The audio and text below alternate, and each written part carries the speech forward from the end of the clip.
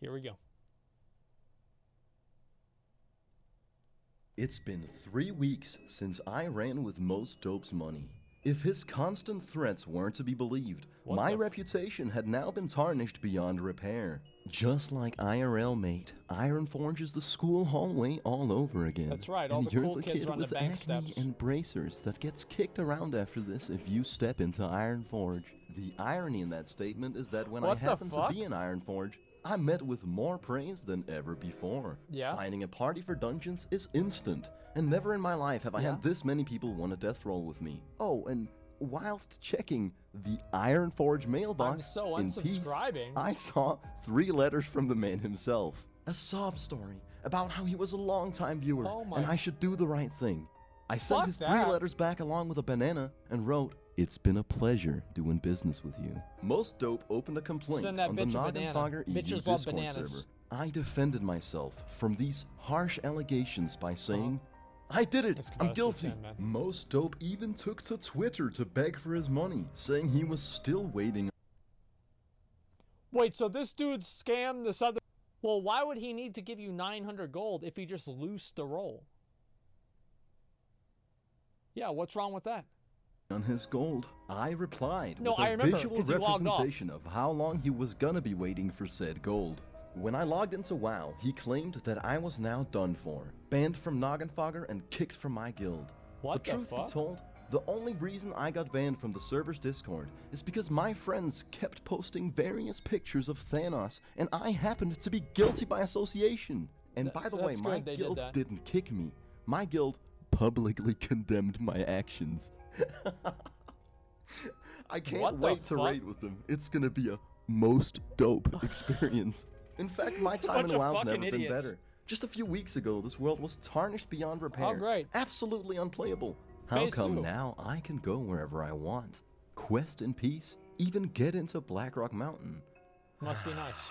The reason why Azeroth is absolutely serene is the release of Phase 3. By adding 2 giant instanced PvP war zones to the game, designed around PvP for the PvP World PvP. World PvP is far from the most effective way to gain points. And that's all PvP people are here for. They want those fucking points.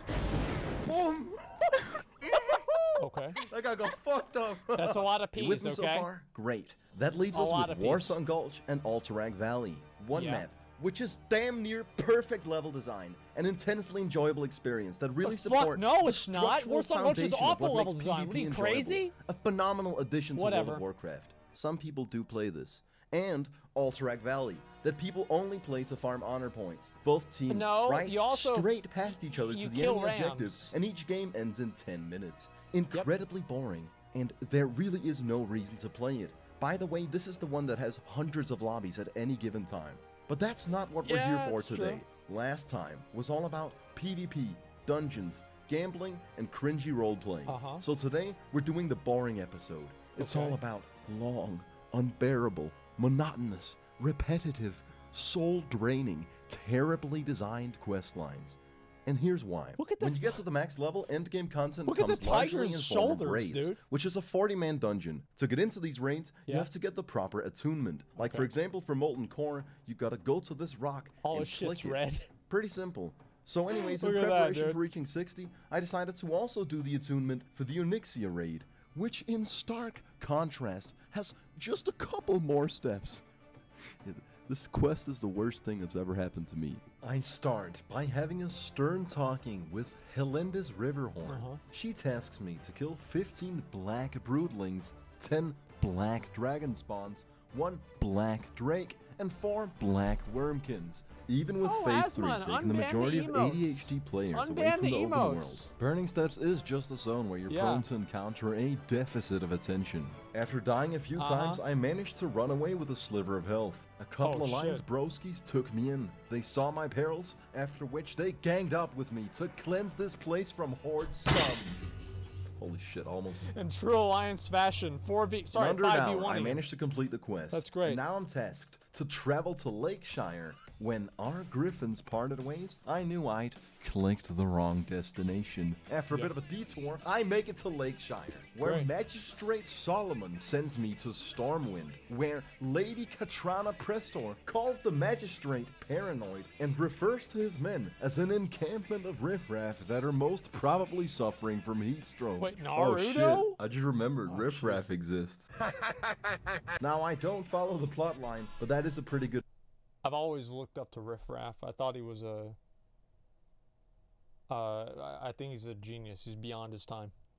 I like him a lot. Burn, that's a diss right there. Anyways, I then go back to Lakeshire, only to be told to go straight back to the Burning Steps and report to Marshal Maxwell. Who sends me That's to him speak laughing at how many other Ragged bullshit John. things he's gonna have to do.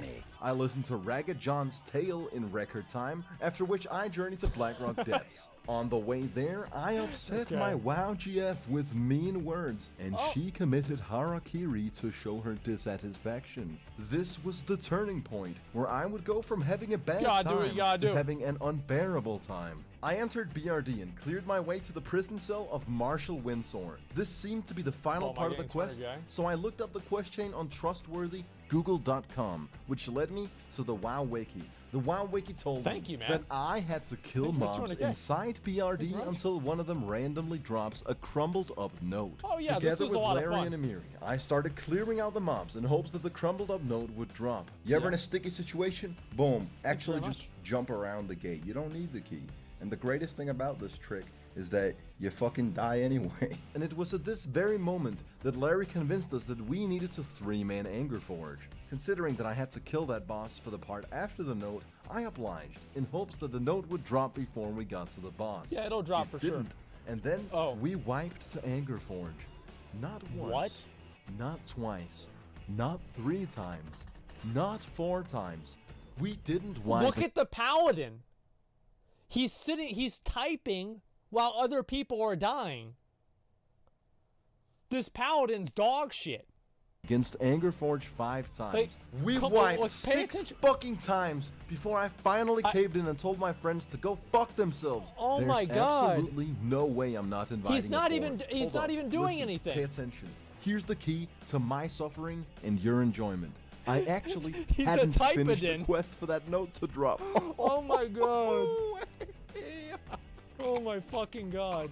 So I resurrected the spirit healer, fly to the Burning Steps, now we know we're really getting the classic experience. Marshal Maxwell, and return to finally kill General Angerforge. Not before drowning in the lava and walking a moderate distance though. And of course Hand of Justice didn't drop. It's a fucking 4% drop chance, Larry. So we basically did all that just for the bonding experience. Ah, man, this is what I love about classic WoW, man. It's just a meaningful journey.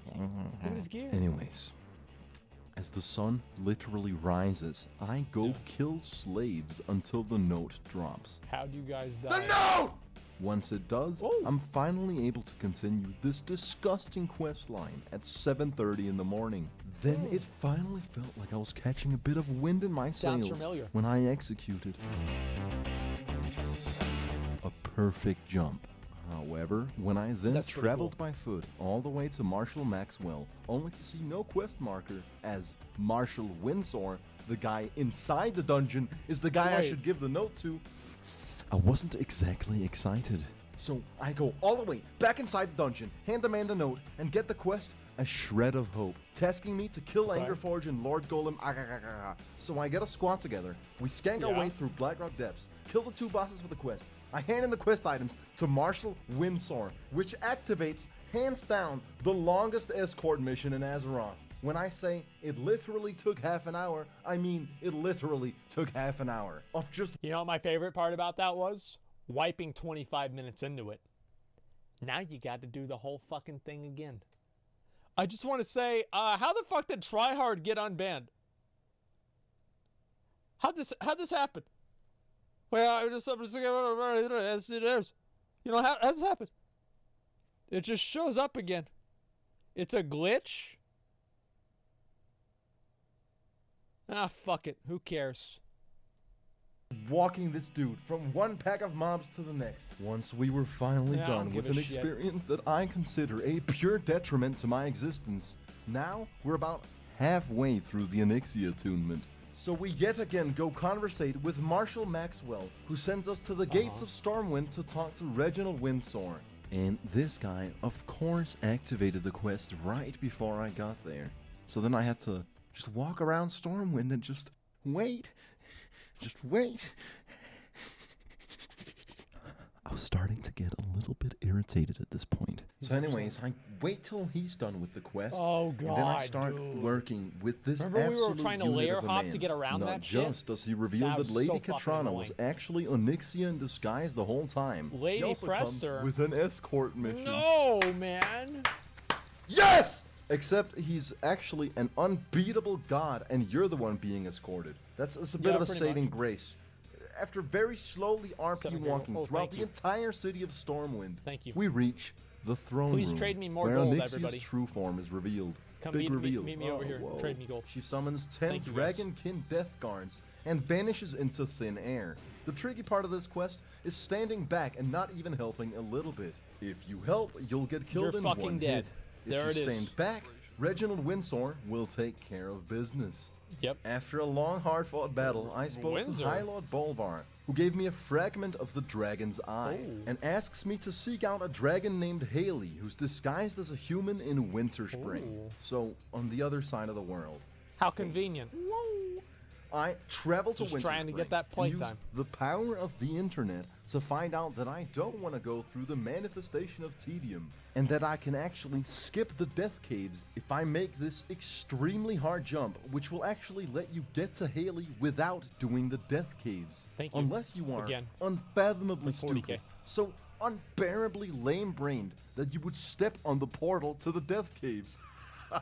Yeah, imagine That's being one of the that classic stupid, blunders. dude. There's no it way actually teleports you into the caves of death, where you'll die. Oh. Just go back in the portal. Forced to reset the spirit healer, I'm greeted by the friendly horde players of Winterspring. They said to me, nice res signals, fool, with body language. However, Phase 2 had me more than accustomed to the stale corpse walking, which is pretty much half the game sometimes. Whatever. So I made it back to the annoying jump, avoided the incantation circle, and spoke to Haley, who sadly informs me that I'm not done yet. I'd have to kill the final boss of Upper Blackrock Spire. So I go to the town of Winterspring to buy the schematics for the thorium tube, go back to Ironforge and use gambling proceeds to level my engineering to 300. I then procured 24 mithril bars, 4 hearts of fire, 6 true silver bars, 2 star rubies, 2 gold bars, and 2 gallons of goblin rocket fuel. What the fuck? I hired a blacksmith to use 10 of the mithril bars, 2 true silver bars, and 2 gold bars to craft me 2 inlaid mithril cylinders.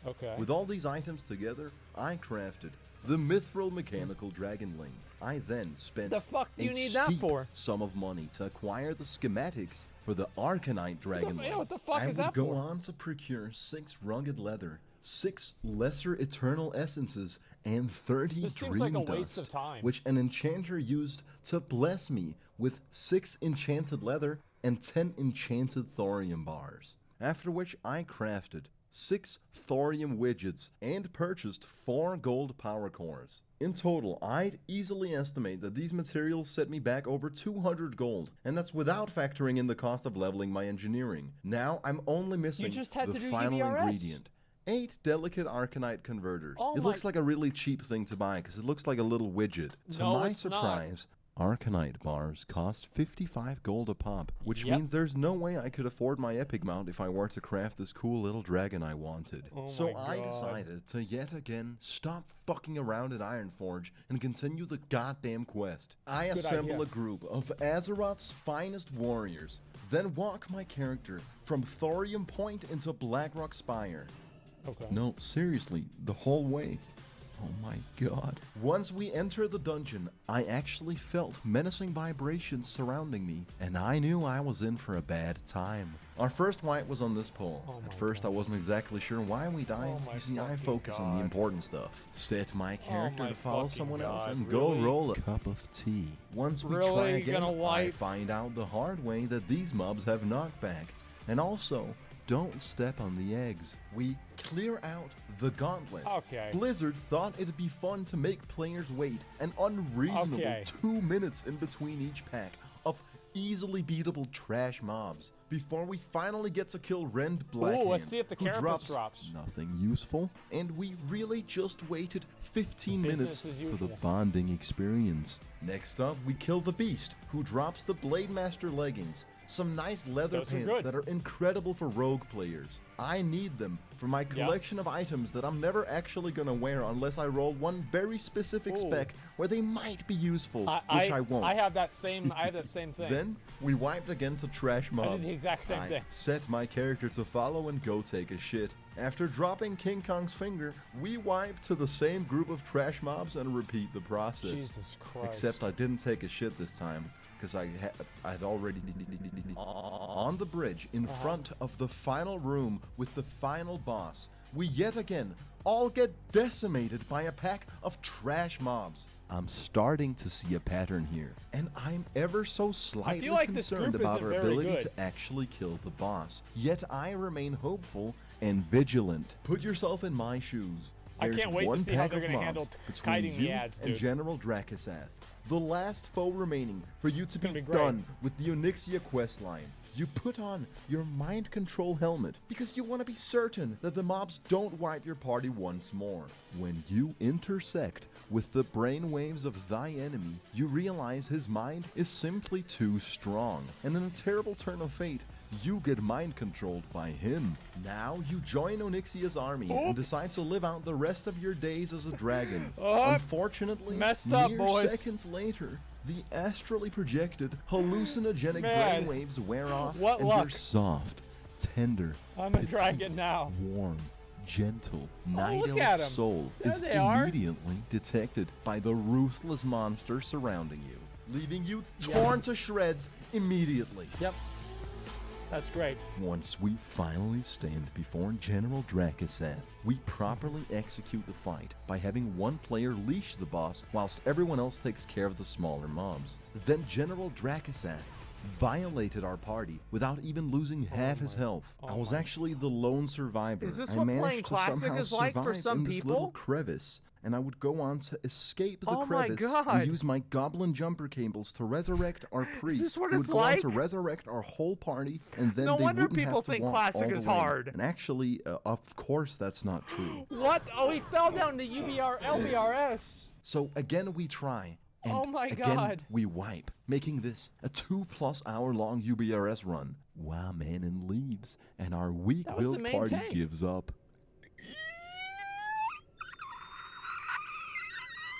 So I did what any reasonable, strong-willed individual would given my circumstances. I stopped roping and started coping. I played Warsong Gulch for 2 hours, and then I took just under 2 hours to complete Motherlode Goldium, a nostalgic game from my childhood. At 1 a.m., I finally felt clean from my last dungeon experience and went for round 2. This is how I can tell I'm gonna have a good time in World of Warcraft. If there's one single guy from my guild in my party, I know I'm in good company. Surrounded by iron-willed Azeroth commandos, fucking guerrilla soldiers of the Alliance.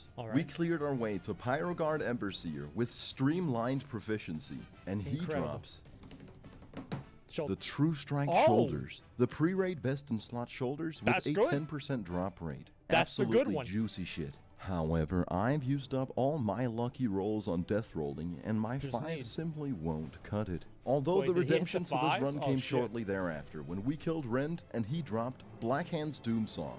You don't need to roll higher than 2 he doesn't have polearms trained. Who's so underleveled that it's actually an upgrade. Anyways, The rest of the dungeon was a fucking breeze, and I truly think this is how you're supposed to experience the game. When you're in a guild that's not trash, and you play with the people that aren't trash, this 15-year-old game actually becomes semi-playable. We take out General Drakaseth, and I return to Winterspring, do the Satan jump, and finally finish the Onyxia questline by forging the Drakefire Amulet, which will in the future give us access to the Onyxia raid. Not today though. I told you, this is the boring episode. So 2 levels away from 60, I decided to undertake yet another unbearable, repetitive, he didn't even know what the flask was. Terrible quest. Look at those shoulders, the line that leads to the Mark of Forgery, the pre-raid best in slot amulet. Before starting the quest, I naturally had to level my polearm skills. I'll admit, even I was taken aback when Emiri asked me to strike her. Although in such a predicament, I set aside my delicate sensibilities. You see, I'm not one to let down a woman. Sadly, duels don't increase your weapon skills, and I'd have to farm something else to master my new weapon. My scheming WoW GF capitalized on the opportunity at hand and made me boost her ult by spamming the worst dungeon in the game. I'm getting rinsed here. After mastering my new weapon, I began the 3 pre-quests. I journeyed to the Eastern Plague Lands, and Tyrion Fordring tasks me to kill 30 plague bats, 30 various hounds, and procure 15 slabs of carrion worm meat.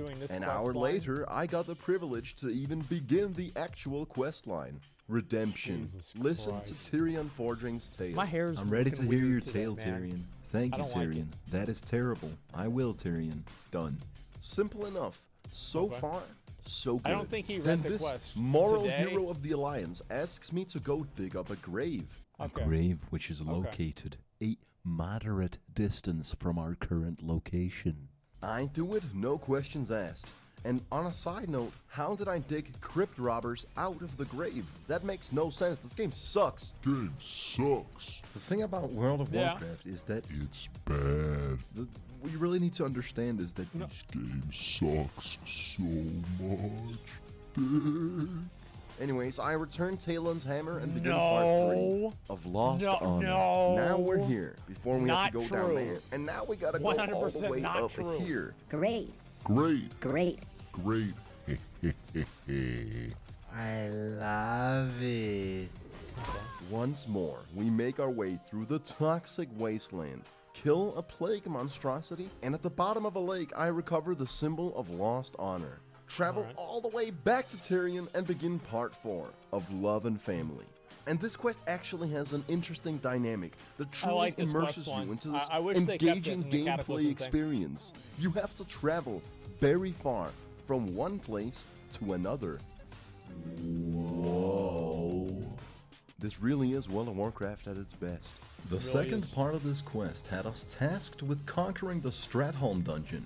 No, not the fun undead side where you can get the loot your character needs so badly, but rather the shitty live side that people only play to farm orbs, which sell for a hefty price on the auction house. So I went to Ironforge and gathered I like the live side way better. Just kidding, I was definitely. I hate doing strat undead. I don't have footage of when I gathered the squad. We entered fucking birds strat come out of nowhere. Now the first handful of wipes was complimentary. Then there's it's honestly more just birds. par for the course at this point. Now what you really gotta pay attention to is right here, in the last hallway before killing the final boss needed for this quest. Mind you, at 6:30 AM with half my armor in the red, I accidentally pull a patrol of mobs that go on to devastate my comrades. Naturally, the better player survives the fight, only for my goblin jumper cables to malfunction. My comrades walk a gruesome distance and then immediately wipe so fucking hard on the next pull. Having been pushed to the limit of his emotional detriment, Chimera leaves us one man short.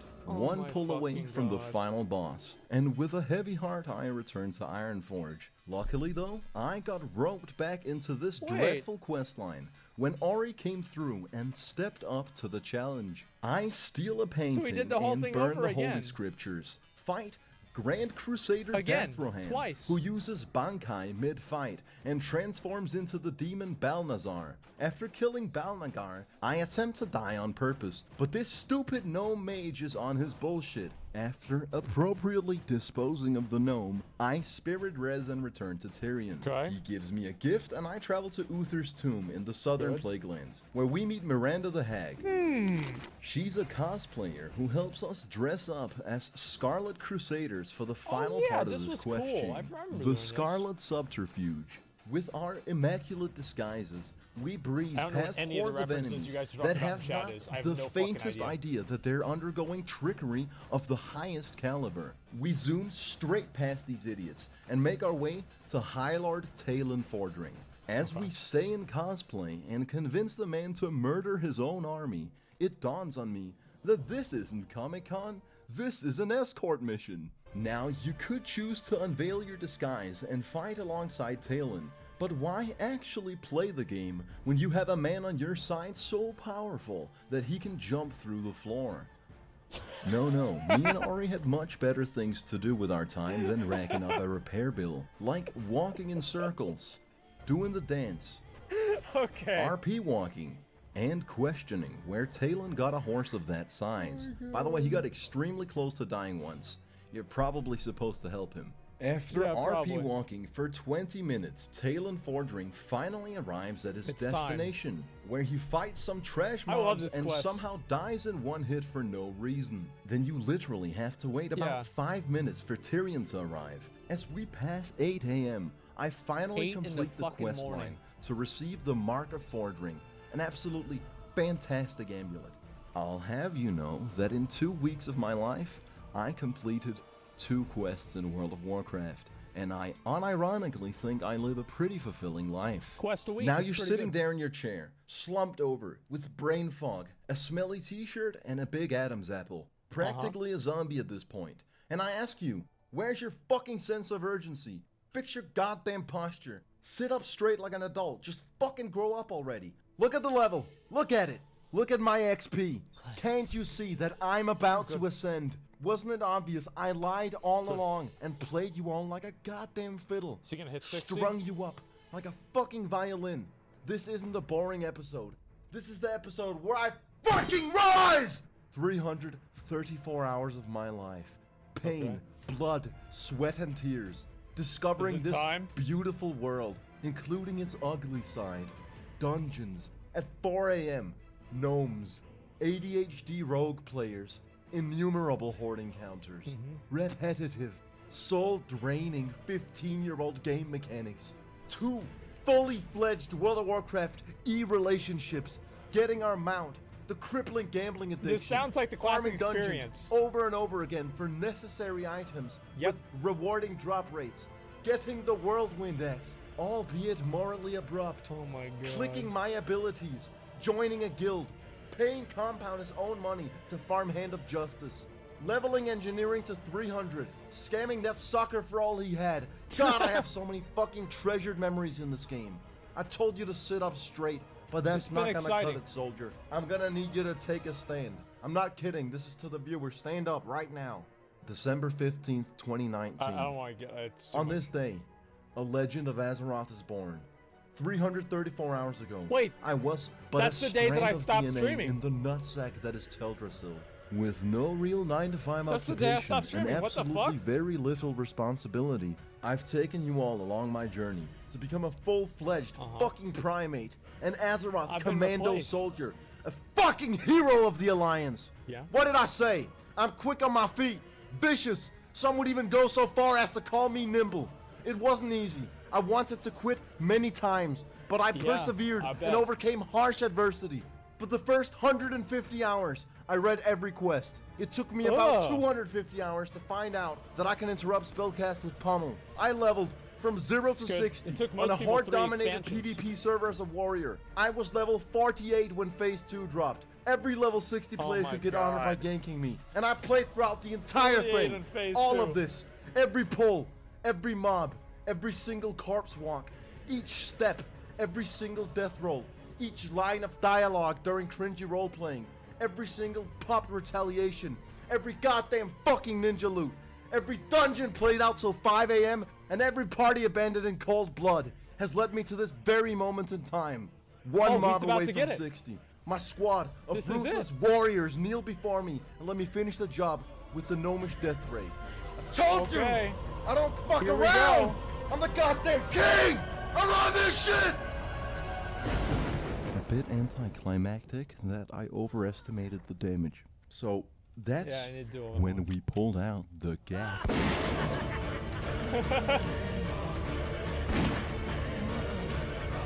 Okay. There it is, dude. There it is. Brilliant! And yeah, reaching level 60 was actually super anticlimactic. The only immediate difference was that I was now no longer granted dopamine points for playing the game. The run went kinda shitty, and we wiped several times and the bow didn't drop. But you have to realize, the ecstasy of reaching level 60 actually comes about half an hour later at a certain vendor in Darnassus. I trade my 800 gold for the Swift Frost Saber. Alright. There it is.